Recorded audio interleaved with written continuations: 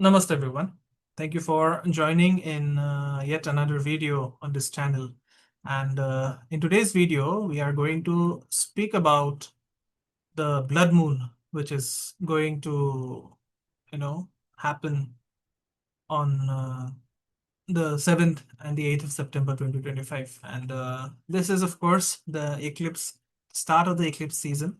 And on 7th September, total lunar eclipse is going to take place, which is also being referred to as the blood moon lunar eclipse. Okay, and since this eclipse is going to be visible in India, its effect is going to be on all of us, right?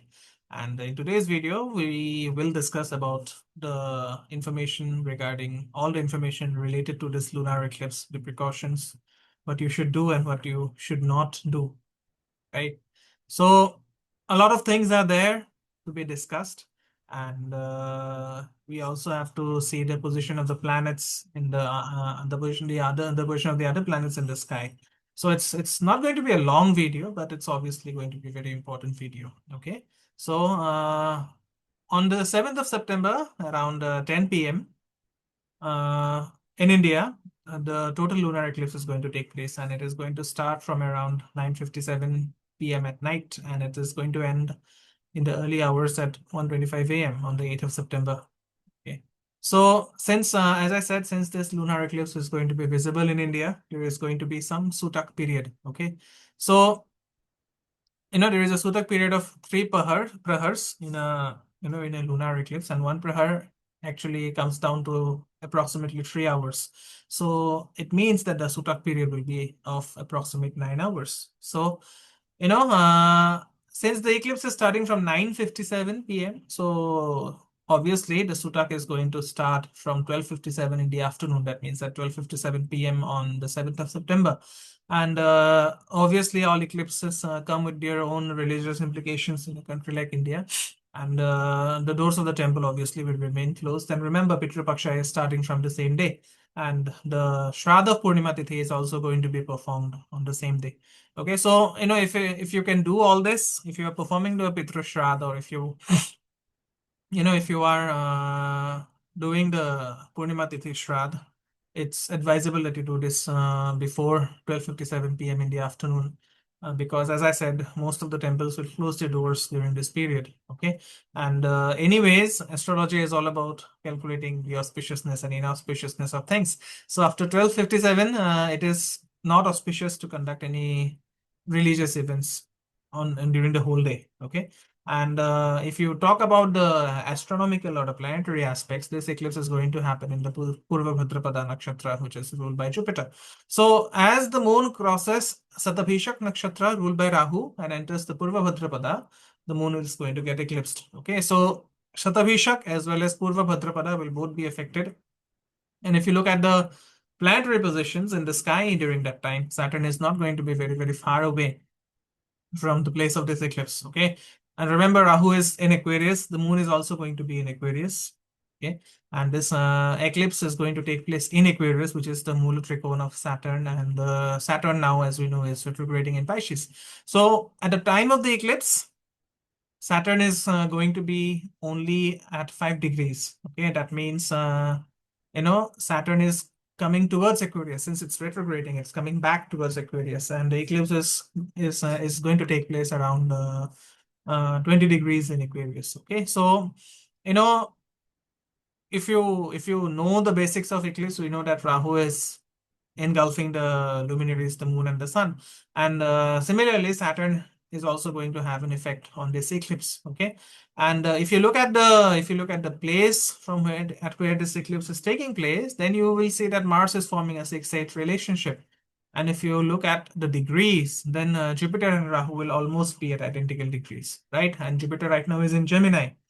So Rahu has direct aspect on Jupiter, and Jupiter also has an aspect on Rahu in a 9-5 relationship. Okay, so which means is Jupiter is also getting affected by this Rahu, and Jupiter's effect is also on the place of eclipse. Okay, so obviously both the sun and the moon are getting affected, and Saturn and Jupiter are getting affected. So it actually becomes a very, very important eclipse on this day.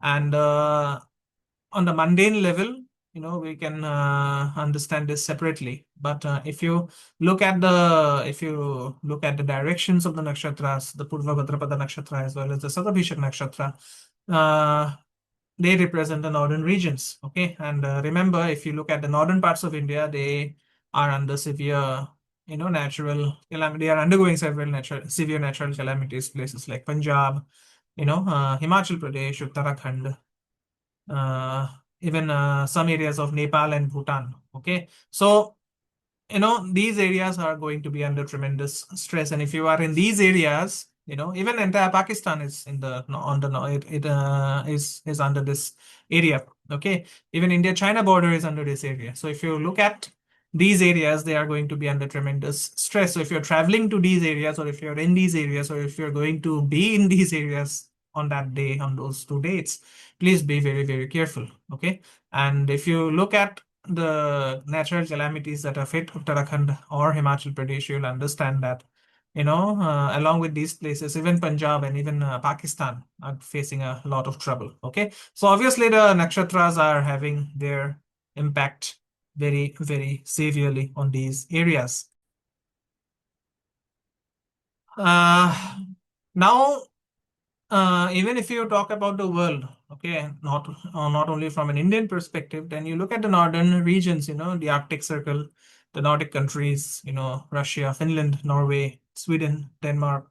So all these areas are going to be affected, okay, and this lunar eclipse is visible in India. It's also going to be visible in parts of Africa. It's in fact going to be visible in the entire part of Asia, okay, including some parts of Australia, the whole of China, including major areas covered around the Pacific Ocean, Indian Ocean. So all these areas are going to be affected. Okay, so as I said, as I mentioned about the Sutak period, the Sutak is going to start from 12:57 p.m. in the afternoon, and you should do all your religious things beforehand. Okay, and remember, lunar eclipse is always going to affect the food. Remember, moon represents the food in Vedic astrology, right? So it is very much advisable that you consume your food before the eclipse actually begins at 9:57 p.m. at night.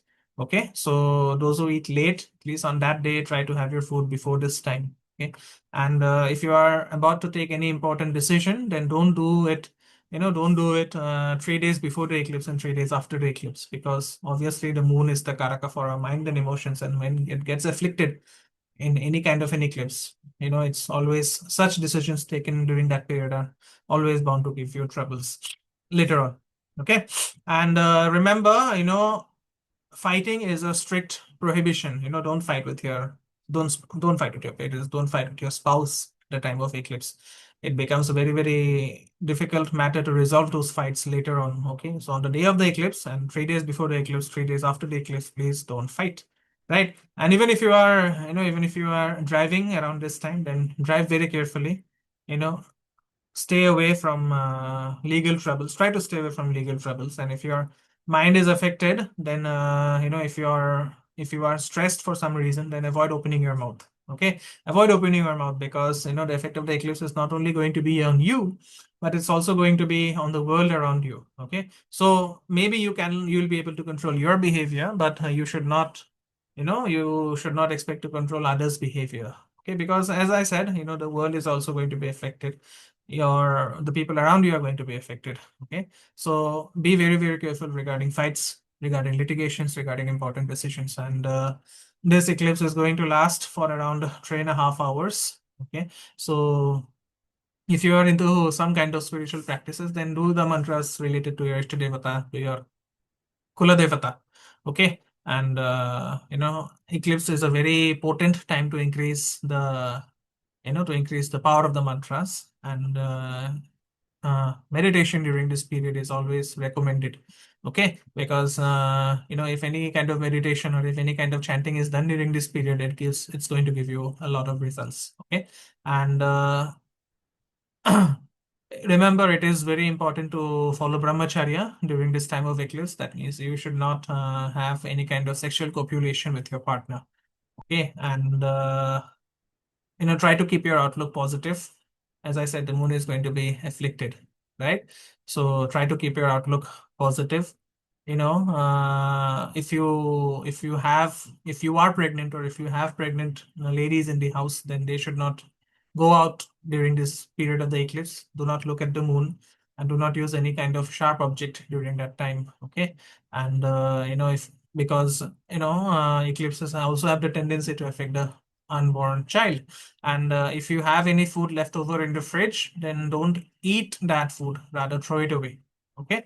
Now, if you have certain things in the fridge which cannot be thrown away, then just put a few tulsi leaves over that food, so that it is going to be protected. Okay.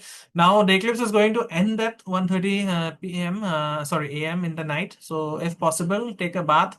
Otherwise, take a bath in the morning. And if you have something to give away, please give some food to any needy person. Okay. Maybe you can. Because lunar eclipse is related to the moon, so donation of food becomes a very important remedy. You can also donate white food or white clothes. Okay. And blood moon, this eclipse is being called as the blood moon because during this time the color of the moon is believed to become like blood. It becomes maroonish or reddish. Okay. And remember, when such a thing happens, an eclipse is not considered to be very auspicious. Anyways, an eclipse is never considered to be very auspicious. Okay. So this is what it is, okay, regarding the eclipse, the do's and the don'ts, and the precautions to be taken. If you like this video, please leave a comment, like the channel, subscribe to it, and please share it with your friends and family so that they can also know what to do or what not to do during the eclipse. Okay. And please